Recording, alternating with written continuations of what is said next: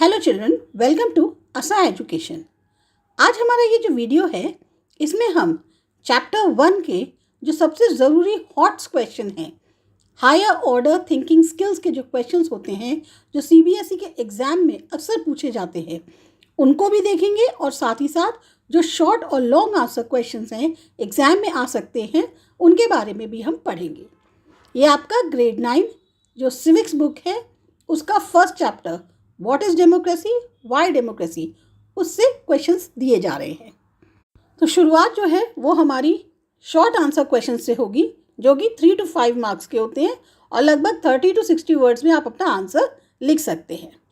Democracy क्या है उसको क्लियरली डिफाइन करना है। डेमोक्रेसी एक ऐसी फॉर्म है गवर्नमेंट की जिसमें जो रूलर्स होते हैं वो लोगों द्वारा चुने जाते हैं। ये आपको अलाउ करता है फ्री और fair elections, 1 person 1 vote 1 value, और जो मेजॉरिटी है वो रूल करती है जिसमें वो माइनॉरिटी की जो राइट्स हैं उसको भी प्रॉपर रेस्पेक्ट देती है।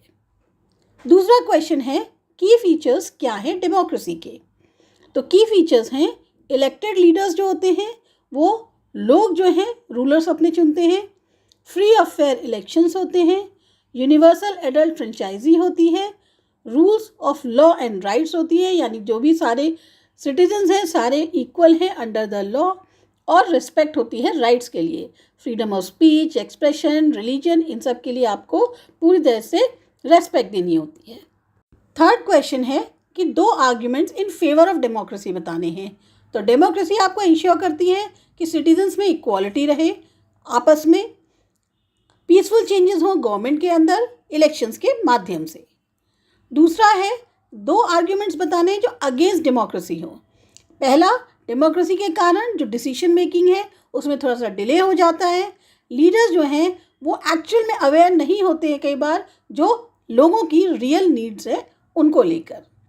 फिफ्थ है कि Y democracy is considered better than other forms of government, यानी क्यों और गवर्नमेंट्स जो होती हैं और तरह की उनसे डेमोक्रेसी बेटर है।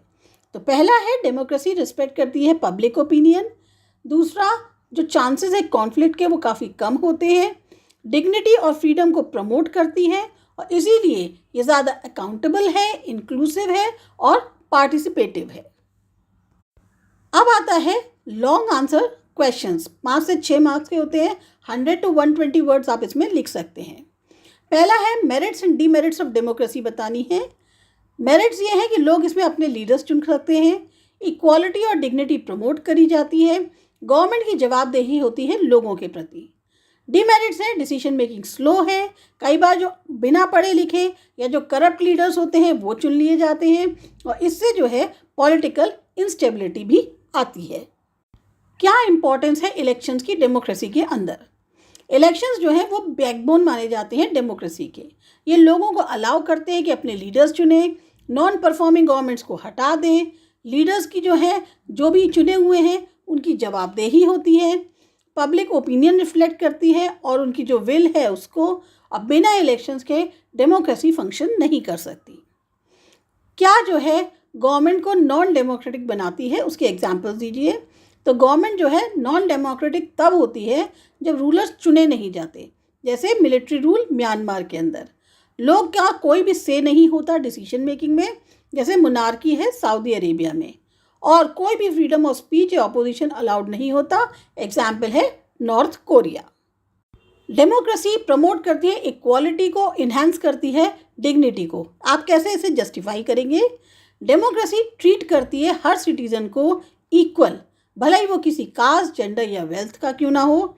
ये एक तरह से आवाज़ देती है गरीब को, विमेन को और माइनॉरिटीज़ को, रिस्पेक्ट करती है लोगों की डिग्निटी और प्रमोट करती है उनका पार्टिसिपेशन डिसीजन मेकिंग में।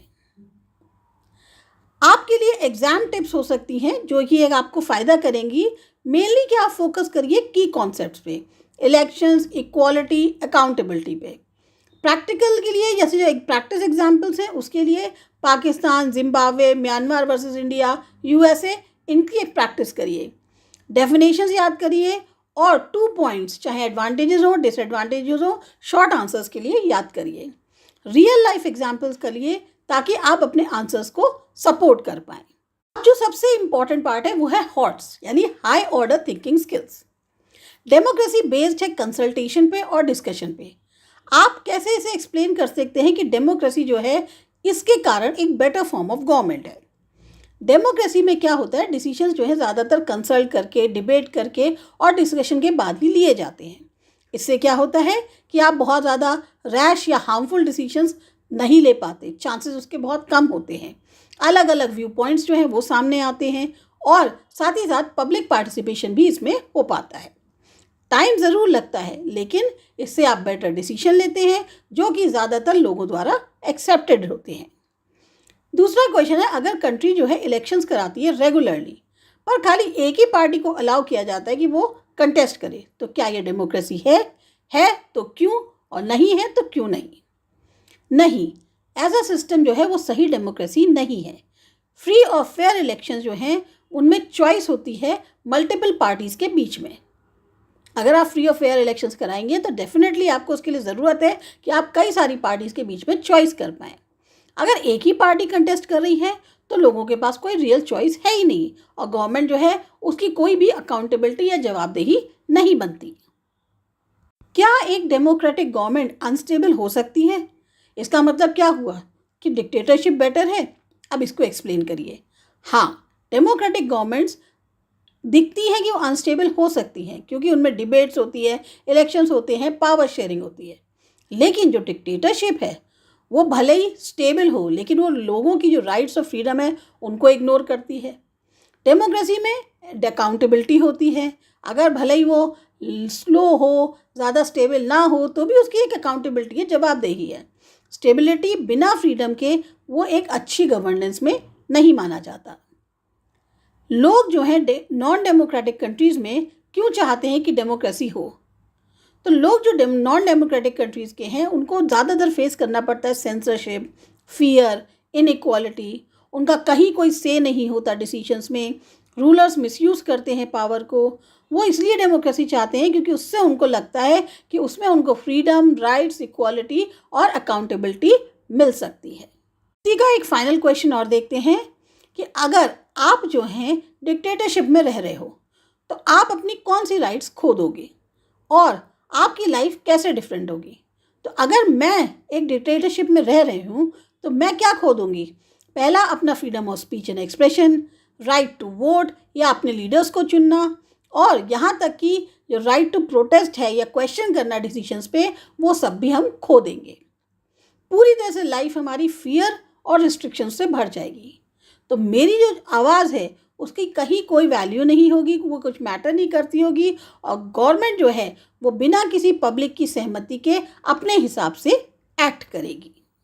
तो आपको ये जो लॉन्ग शॉर्ट आंसर्स और हॉट्स थे, अगर आपको ये लगते हैं कि आपको समझ में आए हैं और सही तरीके से आप क्लियर हो गए इनको, तो रिवाइज करिए, स्मार्टली लिखिए, कॉन्फिडेंस से, और रूल करिए अपने एग्जाम्स को एक बिल्कुल ट्रू डेमोक्रेटिक थिंकर के जैसे।